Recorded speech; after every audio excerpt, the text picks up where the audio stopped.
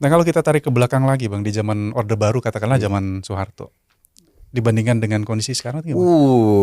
Jadi Pak Harto itu boleh dibilang otoriter, tapi menterinya sampai sekarang kita ingat ya. Iya. Tapi disclaimer ya, ini kita bukan kemudian kita mencoba flashback terus kemudian tiru gitu ya. Ya lepas dari kekurangan Pak Harto, kita tahu semua Pak Harto memilih orang yang kemudian kompetensinya tidak diragukan.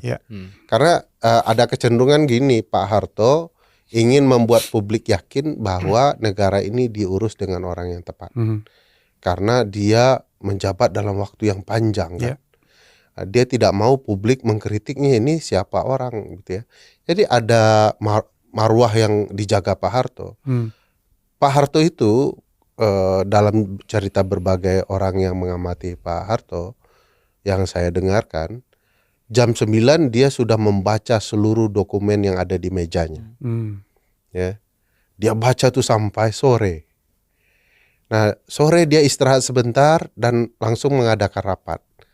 Makanya setelah rapat menjelang maghrib atau setelah maghrib adalah sesinya Pak Murdiono kan untuk menyampaikan yang kita tahu semua. Pak Murdiono tuh ngomong biasanya ya normal kayak kita ngomong gitu. Tapi begitu dia mengumumkan apa arahan Pak Presiden setelah maghrib itu, kita tahu dia bicara sangat-sangat pelan, berhati-hati untuk menjelaskan tidak ada satupun dari nasihat Presiden tidak tersampaikan. Kita tahu nih orang betul-betul paham bagaimana kemudian apa yang disampaikan pemerintahan tidak kemudian hilang dari penyampaian dia. Siapa lagi ya? Pak B.J. Habibie tentu saja ya. Pak Ali Alatas, Menlu Kenamaan itu ya.